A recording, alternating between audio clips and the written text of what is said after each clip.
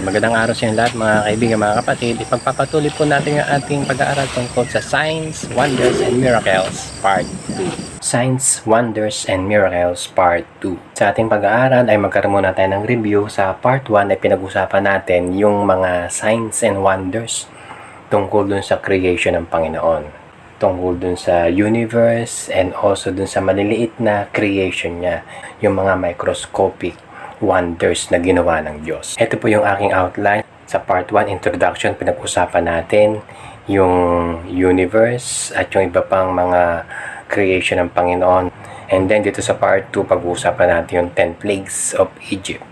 Maraming pong salamat sa inyong patuloy at walang sawang pagsubaybay na manood na aking video, sa inyong mga react sa heart and like. Ito muli yung dalawang verses na binasa natin last week, yung Exodus chapter 7 verse 3 and 9. Na sana ay tinitingnan nyo, hindi ko na babasahin kasi dito sa dalawang verses na ito, dito nakasulat yung, dito ko kinuha yung ating title, Signs, Wonders, and Miracles. Sa verse 3, yung tinutukoy na Signs and Wonders ay yung 10 plagues na ginawa ng Diyos through Moses doon sa land of Egypt. And then, yung unang miracle na ginawa ng Diyos through Moses and Aaron ay yung rod ay naging serpent, yung nabanggit dito sa verse 9. Itong rod na naging serpent ay ginaya din ito ng mga magicians ni Pharaoh. Naging serpent din yung mga tungkod nila, pero lahat ng kanilang mga tungkod ay nilunok lahat, kinain lahat ng serpent ni Moses. Pinapakita rito na superior ang Panginoong Diyos compared dun sa lahat ng mga magicians doon sa land of Egypt. Ito na yung 10 plagues of Egypt, yung mga bilog-bilog dyan sa ibaba. Kung naalala nyo, ito ay pinaliwanag ko rin sa aking video na ang title ay Christians, Christianity and Religions Part 2. Ang sabi dyan, God sent plagues to Egypt through Moses. These 10 plagues are challenges to the gods of Egypt recorded in Exodus chapter 7 hanggang chapter 11. Also, these 10 plagues ay plagues of judgment to Pharaoh dahil sa kanyang pagtanggi na palayain yung bayang Israel sa pagiging alipin doon sa Egypt. Pag-usapan natin yung nabanggit dito, etong 10 plagues ay challenges to the gods of Egypt. Okay, marami silang gods, mga Diyos-Diyos ang sinasamba. Yung mga hindi totoong Diyos, yung mga rebulto na sinasamba nila. Etong 10 plagues, basahin ko isa-isa. Sana tingnan nyo, may 5 sa taas, 5 sa baba. Yung unang-una, yung water turned to blood. Okay? Tapos number 2, yung frogs. Tapos lice, flies, disease on livestock. Sa bandang ibaba naman, unhealable boils. Okay? Tapos hails. Nagkaroon ng umulan ng hail sa mga yelo, malalaki. Okay? Locust, darkness, and huling-huli yung death of the firstborn. Etong 10 plagues na ito ay nagre-represent ng Diyos-Diyosan ng Egypt. Subalit, higit pa sa 10 yung kanilang sinasambang Diyos-Diyosan. Halimbawa, yung frogs, okay, yung pangalawa, na kasi ang Egypt ay sumasamba sila sa palaka. Mamaya papakita ko yung picture ng sinasamba nilang Diyos-Diyosan na palaka. Hindi na naman natin isa-isayin to. Piliin ko lang. Itong sumunod, yung bandang panglima, yung disease on livestock. Pinapakita rito yung baka. May sakit na. Okay, yung picture ng baka. Kasi sinasamba din nila yung baka eh. Okay, tapos yung second to the last, yung darkness, na sumasamba rin sila sa araw. Kung kayang ginawa ng Diyos, nagkaroon ng 3 araw na madilim, na walang liwanag yung araw, tinakpan ng Panginoon. So even yung darkness, meron silang sinasambang Diyos ng kadiliman eh. Na kasi sobra na yung dilim, so ayaw na nilang dilim, gusto nilang bumalik yung araw. Ito yung picture ng Diyos ng palaka, frog-headed goddess, ang pangalan niya Heket. Siya ay may katawang tao pero yung ulo niya ay ulo ng palaka. Ito na yung 4 na Diyos-Diyosan ng Egypt. Okay? Na ito ay galing din sa aking video, record din dito sa aking video doon sa Christians, Christianity and Religions Part 2. Dito nakalagay na rito yung mga pangalan kung anong Diyos sila sa bandang ibaba. Si Num, okay, yung number 1, a god of fertility. Tapos pangalawa si Anoket, goddess of Nile River, babae. Tapos pangatlo Satet, goddess of water. And then Hapi, god of the annual flooding of the Nile River. Kaya yung unang plague na ginawa ng Diyos yung gawin niyang dugo, yung Nile River, yung tubig sa Nile River. So, kasi yung Nile River merong nakatirang Diyos-Diyosan doon daw, sabi ng according to history, na at may nag-iingat na mga Diyos-Diyosan nila sa tubig ng Egypt. So, kung kaya kinurse ng Panginoon o ginawa niyang dugo yon para pang challenge na gawin ng apat na Diyos-Diyosan ito na pagalingin yung Nile River. Pero hindi nagawa ng mga Diyos-Diyosan yan. Yung pang-apat na Diyos-Diyosan, yung si Hapi, nakalagay sa ilalim, annual flooding of the Nile River. Taon-taon kasi nag-overflow yung river at yung tubig ng river ay kumakalat sa Egypt at nagiging fertile yung lupa. Kaya masagana yung kanilang sakahan doon.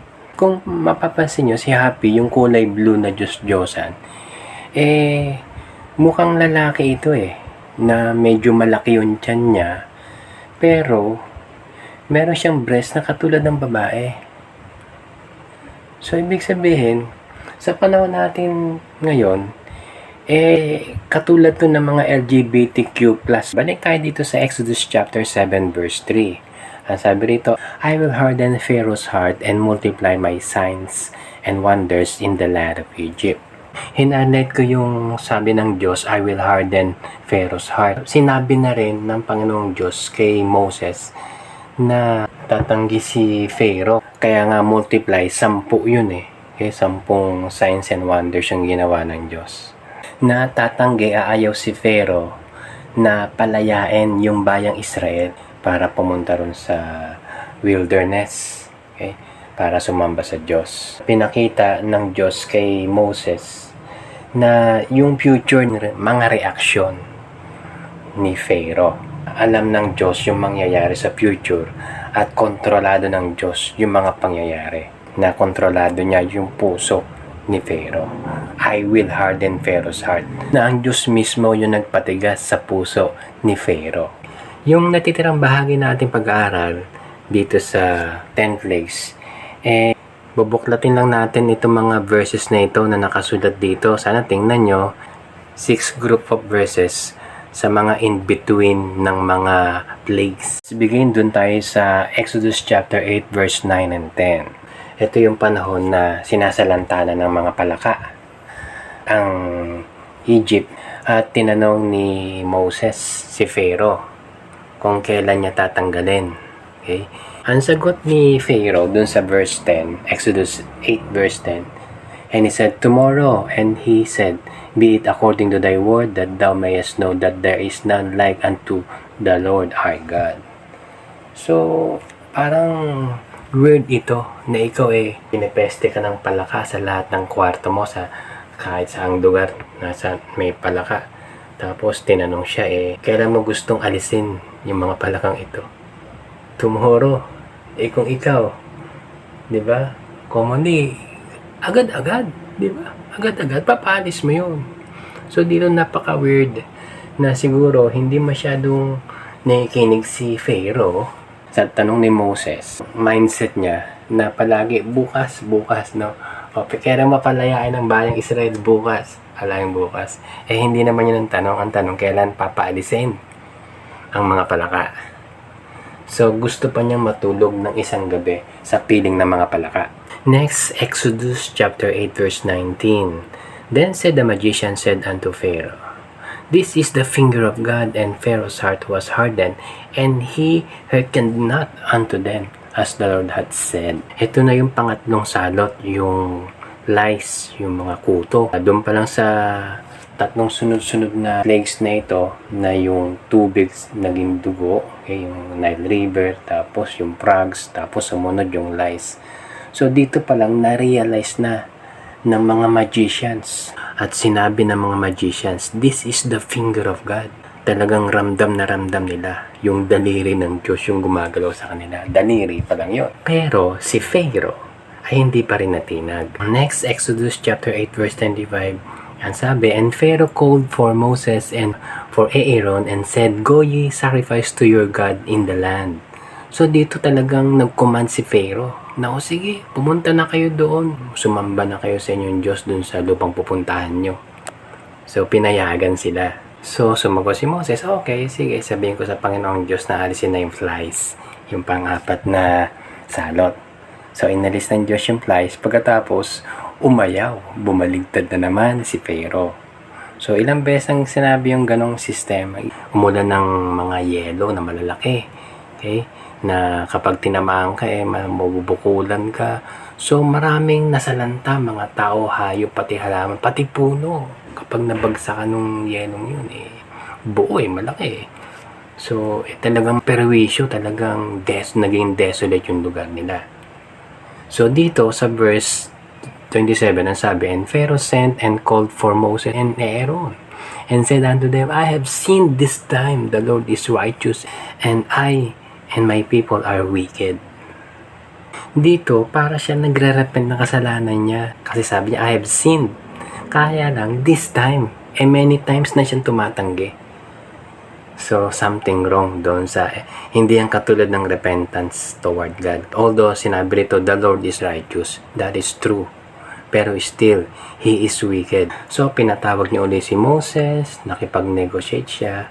O sige, ganun siya. Pumayag na si Pharaoh, tapos pinahinto na yung hailstorm. So, nung hindo na hailstorm, ganun ulit. Tigas na naman ng puso niya. Next, yung pang-walong plague, yung locust. Sa Exodus chapter 10 verse 7. Inutusan ng Diyos si Moses nang pumunta kay Pharaoh at sabihin na sasalantain sila ng locust, yung balang. Okay? Yung balang talagang inuubos niya yung mga halaman. Ang sabi rito, and Pharaoh's servants said unto him, how long shall this man be a snare unto us? Let them go, that they may serve the Lord their God. Knowest thou not, yet Egypt is destroyed? So dito yung mga servants, yung mga magicians, yung mga tao sa paligid ni Pharaoh talagang, sige palayain mo sila. Okay?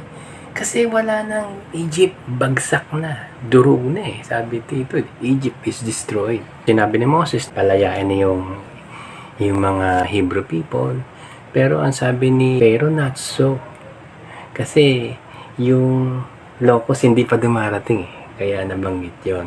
So ginawa ng Panginoon ko, sige, paratingin yung locust. So naramdaman ni Pharaoh ng buong Egypt yung tindi ng locust. So saka siya nagsisiulit dun sa Exodus 10:17. Now therefore forgive, I pray thee my sins only this once. Only this once na naman, di ba? And entreated the Lord your God. So ganun ulit, nagsisi siya kunwari. Pero hindi pa rin niya pinalaya ang bayang Israel. Next, yung pang-siyam, yung 3 days darkness. Nagkakabanggaan sila, hindi sila makapagtrabaho kasi siguro uso doon, sulo lang yung ilaw nila. Lagi malakas ang hangin na mamatay. Pinatawag ni Pharaoh si Moses. Sabi dun sa verse 24, sige, mag-serve na kayo sa Panginoon nyo. Pero kayo lang, tsaka yung mga anak nyo, iwan nyo yung mga flocks, yung mga herds, yung mga alaga nyong hayop dyan. Pero sabi ni Moses, hindi, kasama namin dapat yan kasi panghandog namin yan sa aming Diyos. So, lalong nag-harden yung heart ni Pharaoh. Pinalayas na siya. And Pharaoh, sabi sa verse 28, and Pharaoh said unto him, get thee from me, take heed of thyself, see my face no more, for in that day thou seest my face, thou shalt die. Verse 29, sumagot si Moses, thou hast spoken well, I will see thy face again no more. Kung kaya dun sa 10th plague, yung death of the firstborn, lahat ng panganay, hindi na sila nagkita ni Pharaoh. Lahat ng kailangan, lahat ng mga ng gusto ni Moses nangyari. So, sila ay nakaalis na dun sa Egypt at nakarating sila ng Red Sea. Dito sa Red Sea, tinutuon ni Pharaoh yung sinabi niya, for the day thou seest my face, thou shalt die. Na ang purpose talaga ni Pharaoh, patayin si Moses kapag nakita sila. Kaso hindi nangyari. Sa panghuli, balikan natin Exodus chapter 7 verse 5. Ang sabi, "And the Egyptians shall know that I am the Lord, when I stretch forth mine hand upon Egypt, and bring out the children of Israel from among them." Ang Panginoong Diyos yung nagsasalita dito kay Moses, na tinutukoy niya, di pa alam ni Moses na mangyayari, na sila ay makakatawid sa Red Sea. Yung tinutukoy dito na bring out the children of Israel from among them. Hanggang doon sa pagtawid ng Red Sea, na kung saan, nung nakatawid na sila, nagsara uli yung Red Sea at namatay yung mga soldiers, yung army ni Pharaoh in the midst of the sea. Again, ang gusto ko na emphasize dito yung sinasabi ng Panginoong Diyos, the Egyptians shall know, kasama dun si Pharaoh, that I am the Lord, na makikilala nila ang tunay na Diyos. Diyos ni Moses, Diyos ng bayang Israel. Okay? Sa mga wonders na pinakita sa Kanya, hanggang dun sa pagtawid, yung paghati ng dagat. Okay? Na makilala nila ang Panginoong Diyos. Hindi para sila ay maligtas, hindi para sila ma-convert. Okay? Kasi hindi pa rin naman nagbago yung Egypt nun yung si Pharaoh kundi para na malaman nila na merong nag-iingat, may nagmamahal na tunay na Diyos sa bayang Israel. Doon sa mga kaibigan natin dyan, na sana ay hindi tayo maging katulad ni Pharaoh. Maraming salamat sa inyong pagsubaybay. Hanggang sa muli, sa part 3, pag-uusapan naman natin yung mga miracles ng Panginoong Hesukristo. Pagpalain tayo ng ating Panginoon.